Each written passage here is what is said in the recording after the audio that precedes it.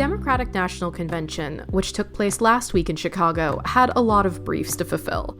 Transition the party fully from a Joe Biden presidential candidacy to a Kamala Harris candidacy, introduce Vice President Harris to a nation that might be familiar with her mostly as President Biden's second in command, make an affirmative case for the Dems, and land some hits on President Donald Trump's ticket as he seeks a return to the White House. Woven through 4 days of speakers were not just Massachusetts faces, including U.S. Senator Elizabeth Warren, U.S. Rep. And House Minority Whip Catherine Clark, and Governor Maura Healey, but a veritable smorgasbord of union representation. But is every union equally situated within the modern Democratic Party, or are a few chafing at their presumed allegiance? Honestly, every incentive right now is to put up a united front. I'm Jennifer Smith, and this is the Codcast, CommonWealth Beacon's podcast about policy and civic life here in Massachusetts. Today, I'm joined by Jessica Tang, president of the American Federation of Teachers Massachusetts, or AFT Massachusetts, and former head of the Boston Teachers Union. She was a delegate and a surrogate at the DNC last week, so if you're wondering what the party line is on teachers' unions and the Democrats right now, so am I. Jessica, thank you so much for joining me. I'm really glad to be here. So I know you just hopped off a plane coming in from Chicago back into Massachusetts because you were a delegate at the Democratic National Convention. Let's start high level. Did you have a good week? How was it? I did. I did not know what to expect coming into this because this is my first in-person convention. I was a delegate in 2020, but it was virtual. And it really actually exceeded my expectations in many ways. So what were you actually watching for going out? Obviously, a role of a delegate is mostly to essentially cast the vote for whoever the nominee is of the party, but what were you actually on the lookout for? Any themes, any particular speakers that you were looking forward to? What did you want to see, and then what happened?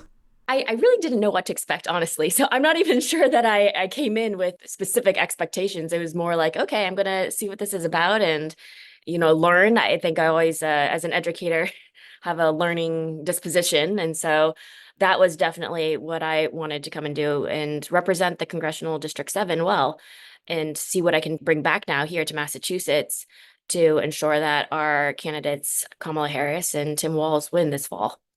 So for those who aren't necessarily familiar with the broad landscape of different education unions and how they interact with other sorts of unions like workers' unions, trade unions, that sort of thing, give us a little bit of a basic on the American Federation of Teachers Massachusetts, who it represents, and then what the relationship is to the broader workers' union universe. So AFT Massachusetts represents over 25,000 public school employees, higher education faculty and staff, and public librarians. And we really come together to advocate for great public schools, for great public libraries, but really for stronger communities for our students and our families and working people overall. And it's through our collective voice and our collective action that we advocate for the policies that we know are going to help improve the lives of our students and families in the Commonwealth. And so you came to the post from heading up the Boston Teachers Union, which not only is obviously a major and significant teachers union in the greater Boston area, it's also got a reputation of being an especially progressive union even within the landscape of teachers unions. So how has the transition been over into your new role, and what, if anything, is different kind of in the lens that you're taking to approach specifically educator needs? Sure. So actually, I think one main difference is that when I was at the Boston Teachers Union, I was really focused just on K through 12 or pre-K through 12 public education in the Boston public schools. And now the role is more expansive in that I'm not just representing the pre-K through 12 public school educators, but also higher education and public librarians. And we even have, a nurses unit here in AFT Massachusetts. But the good news is I've also actually been a part of the AFT Executive Council, which is our national parent union, I guess you could call. There's 2 main teachers unions in our nation. It's the National Education Association and the American Federation of Teachers. And Boston and AFT Mass are part of the AFT family. And so I've served in the role of an executive council member nationally for many years now. And so it wasn't too big of a stretch to shift my focus from one school district to, something wider. So going into the DNC, you had limited expectations, but then you actually saw 4 days of the DNC itself, including AFT President Randy Weingarten, who spoke on day 4 of it. The last, I guess, pre-question I have here is, were you watching the Veep stakes? We know that Kamala Harris actually landed on Tim Walz, but before that, a lot of the discussion about potential candidates was focused on a variety of issues, but one of them was past stances on charter schools. So when you were watching the national conversation about who ends up representing the ticket, how was education factoring into that for you? So that was actually a really interesting time as well, because we were actually at our national convention. It meets every 2 years. And we were in Houston, and on Saturday, our executive committee met, and we had a resolution to endorse Joe Biden for president. We had kind of an expectation that that might change, but we weren't sure, and we didn't know how quickly it would happen. Well, the very next day, Joe Biden drops out of the race, and then we quickly changed the resolution. We had an emergency executive council meeting, and literally just a few hours later, we were able to take a vote to endorse Kamala Harris. And then the very first day of our convention on Monday, our delegation actually approved that resolution to endorse her. So that's how we became the first international union actually to endorse Kamala Harris. And then we were super thrilled when she came on Thursday to speak to everybody at our convention. Joe Biden was slated to be there. And then, of course, he got sick at that time. We weren't sure if he was going to be able to come. So that was very exciting. And throughout those 4 days, the talk, of course, was, who is she going to pick for VP? And, there was definitely some conversation about the concerns on Shapiro's stances from Pennsylvania on vouchers and just his stance on public education in general. But, to be fair, even the educator unions in Pennsylvania ultimately got behind him, and we were going to get behind whoever Kamala Harris really, felt was going to be her best partner, because the most important thing is also winning this November, right?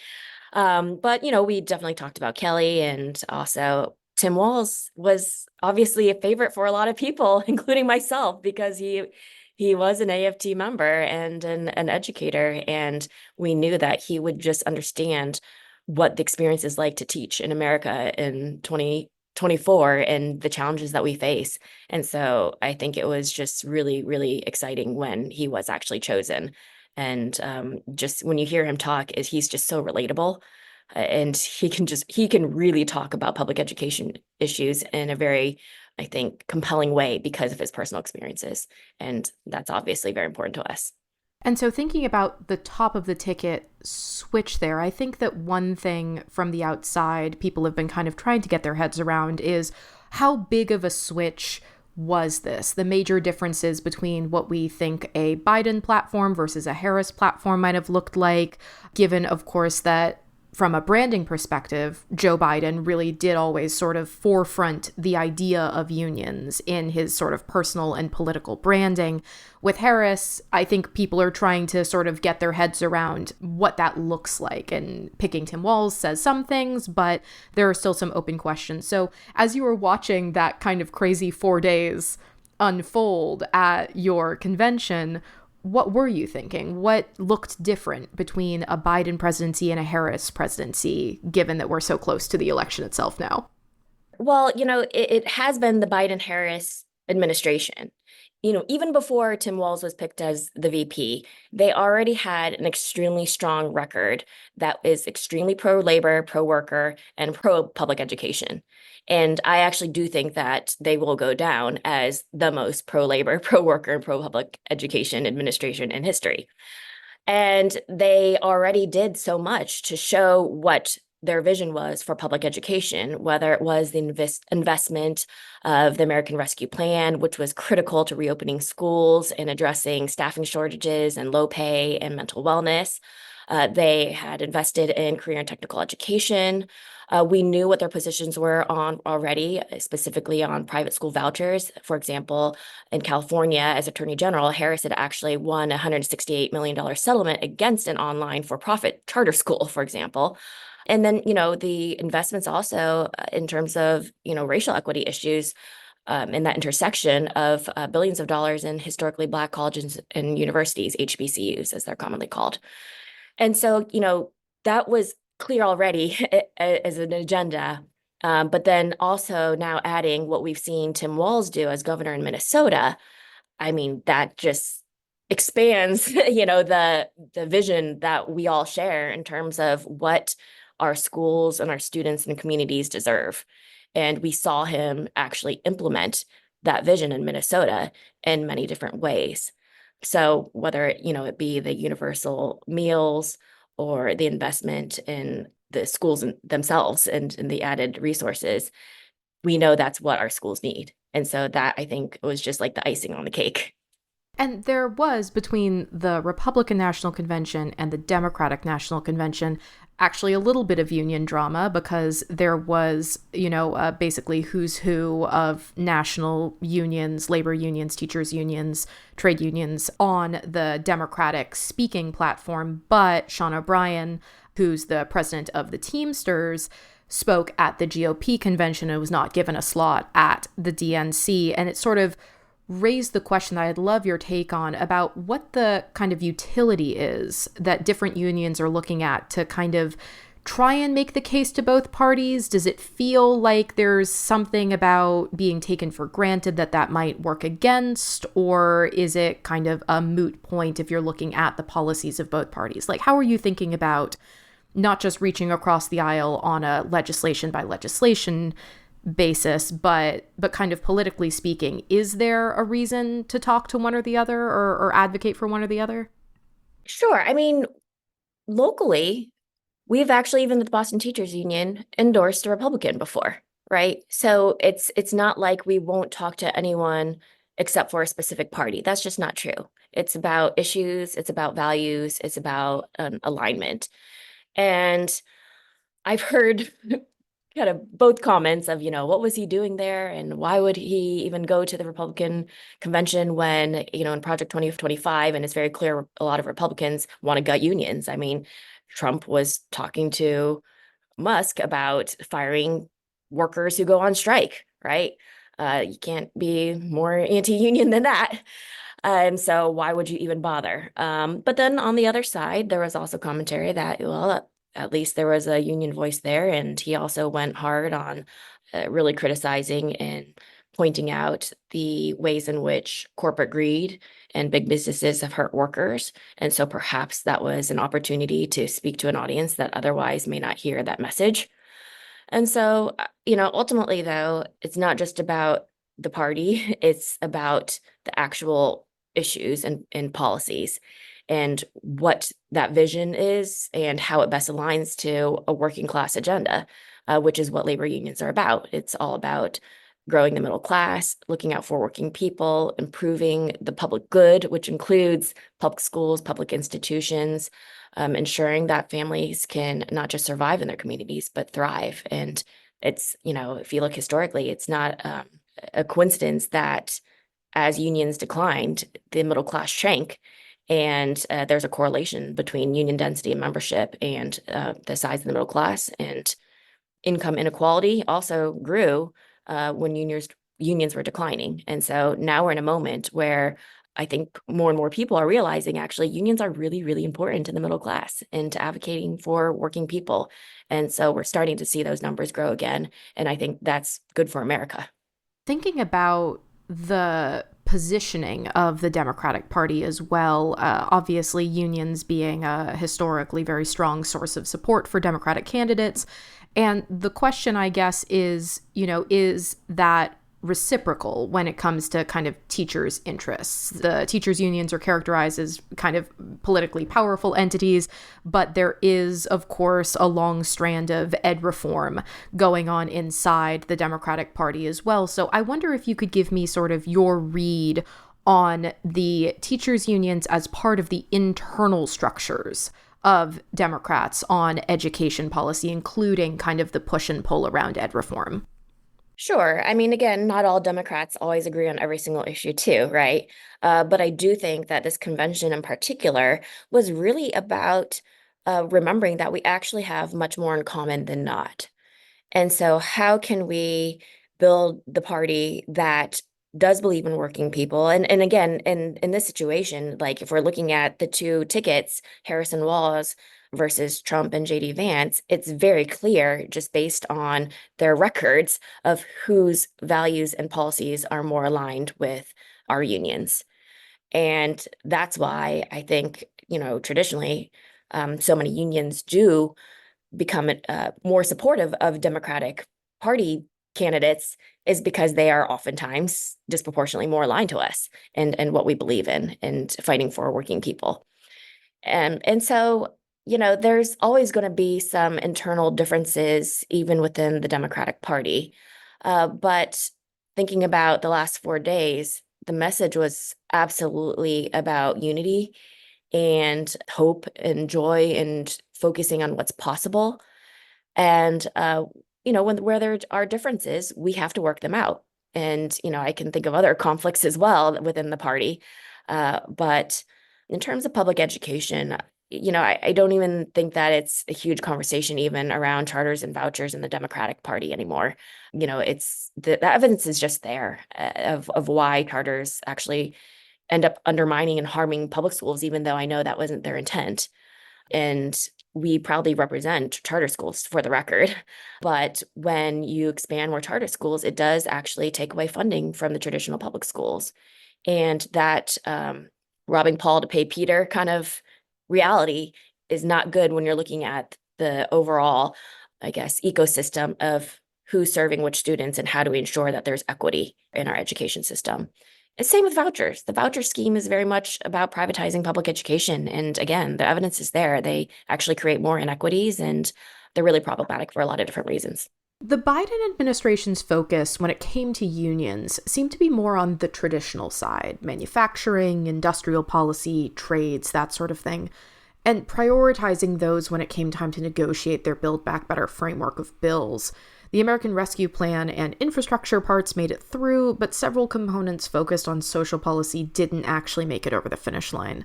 Jessica, do you hope there's more of a focus from a potential Harris administration on, say, education and health union work? It's interesting because I don't know that I entirely agree with the framing there, actually, because I feel like, during the Biden-Harris administration, public school unions and the AFT has felt actually very heard by the administration. And that's why we say the most pro-public education administration has been the Biden-Harris administration because of, I think, that close relationship that we've had. And also that when you mentioned healthcare and kind of the more traditional bills, I think maybe you're talking about the CHIPS and Science Act. But I do think that it's not just traditional because, yes, it was manufacturing, but it was really actually clean energy. And it was actually really a climate bill in a lot of ways. So is the IRA. I think last week Ed Markey was saying that the climate bill was the Green New Deal that they let Manchin name, was the way he phrased it. Yeah, yes, there is a lot of climate initiatives that were in the IRA, the Inflation Reduction Act. And so I actually do think that they have been addressing a lot of the other issues that may be framed as traditional, quote unquote, or bread and butter type union issues, but really are marrying both those issues and the kind of, I guess, social justice issues, climate justice issues, even racial justice issues, without maybe just calling it that. And healthcare too. If you think about what they've done to lower health insurance costs, 13 million people had their health insurance costs lowered by an average of $800 a year. The really important cap on insulin for seniors and lowering the prices of medications and investments in the healthcare workforce, that might be seen as one of those more traditional moves, right? Or policy positions and wins. But really, again, if you're talking about what's needed in terms of healthcare workers and improving healthcare, I'm sorry, it's investing in the healthcare workforce too. We can't have nursing shortages. We need them. We need our medical assistance, et cetera. And in maternal health, Harris has been a leader on too. And then we get into reproductive health care, and she's been a leader on that as well. So that was a really common theme actually throughout the last 4 days. The theme of the Harris-Walz administration continuing to fight for restoring Roe v. Wade and continuing to fight for maternal health, expanding postpartum Medicaid, and reducing racial disparities in maternal mortality. So that's what I mean, where yes, I guess you could see it as a traditional issue, but we're also talking about racial inequity when we talk about racial disparities in maternal mortality. So yeah, I do think we expect more of that and a doubling down on that. And that's why I think it's both. And do the teachers' unions, as far as you're aware, have any kind of particular position on how this interacts with the courts at the moment? I mean, I think the courts are absolutely a problem, and I'm glad that President Biden has, said he supports expanding the courts. But before we get to that, we also have to win the election in November. And so I really think that's the focus, is that the conversation is very different. There's so much at stake if we don't win on November 5th. And it's not just winning the presidency, it's also winning a majority in the Senate and House. Because if we're able to win a majority in the Senate and the House, then we'll be able to do so much more. And it's the top of the ticket and down ballot that needs to be the focus through November 5th. And then we can talk about what needs to be done to reform the Supreme Court, which I actually do think it needs to be reformed. If we could talk for a second about the tools that teachers' unions have, the idea of public sector unions going on strike is still something that's very controversial, not just in Massachusetts, but in many other states as well. What is the position right now on pushing for the power or the ability to strike? What is the case there in Massachusetts, if that's still a priority? Sure. I mean, again, it's the most important tool that a worker has in a union is to withhold labor. And that's why the ability to strike is so important for unions. And we have a history of seeing what is possible when unions do go on strike. We've seen throughout history ways in which teachers' unions that have gone on strike have been really able to win things that are really important for our students and for our communities. Whether it was the wildcat strikes in West Virginia and, the Red for Ed wave, starting with Chicago and then United Teachers of Los Angeles. They didn't want to go on strike. I mean, these are my colleagues and friends, right? I know them. We've talked about it extensively. None of our unions just want to go on strike to go on strike. It's the last possible tool, though, that workers can use when you've tried everything else to be able to fight and win the things in a contract that will actually help to improve our schools. That's the way I see it is, we should have the ability to go on strike, but of course we should not go on strike just to go on strike. We only do it if it's literally the last possible resort and you've tried everything else to move the needle on winning a strong contract that will actually be transformative for our students and our schools. So, how do you think about the way that teacher strikes are understood often as something a little bit complicated? Because, of course, it's the job of the unions to be advocating for the teachers, but then you also have to be communicating with parents. It is often portrayed as sort of an essential conflict in between the teachers' interests or the students or the parents' interests. Do you think there's movement on that, or are you seeing kind of the same similar tensions over time when strikes come up? No, I absolutely see movement on that. I think, again, going back to the theme of unity, parents and students and educators have so much in common. And the unions that have been going on strike have been really going on strike for common good issues. And I think increasingly, larger society is seeing that we're not actually just fighting for like higher wages. That's really important in a lot of ways because we need to retain and attract educators. And right now we're having a teacher shortage crisis. That is important. And our paraprofessionals are not paid a living wage in too many of our districts. We're talking about making less than, $30,000, even less than that in many of our districts. You cannot possibly live sustainably with that kind of salary. And so they have second and third jobs and they shouldn't have to.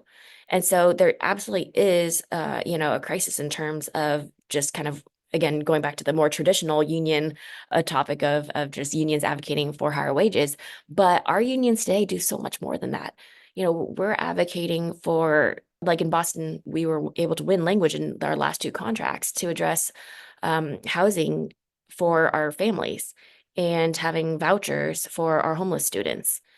And we're also trying to address other issues that may not seem They may not seem at first to be issues that maybe a teachers union would care about, like climate justice. But then let's look at this last school year. We had schools that had to close because we don't have AC and we had heat waves. We've had to close schools because it was too cold outside. I mean, weather impacts our students' ability to be able to go to school. So climate justice is important, and we're fighting for green new schools and better facilities and, not just academic supports, again, traditionally, which of course we advocate for, more educators for our neurodivergent students, our English language learners and multilingual learners, but also we're fighting for more counselors and social workers because they're an important part of our educational ecosystem as well, especially coming out of the pandemic. And so I don't think that divide is as sharp as it was. And again, it wasn't coincidental. I really do think that the other side, those that do not like teachers unions, were purposely trying to divide parents and students and teachers. But when we actually are talking to each other and talking about the issues and what kind of schools we want to see, we have so much more in common.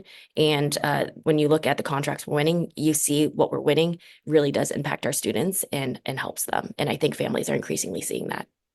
Last thing I just wanted to get your take on before we wrap is we are recording this in August. We are heading into a ballot season year, not just a national election year. There is an education-focused ballot question that I'm sure everybody has been watching, which is whether or not the MCAS test should be used to determine graduation requirements.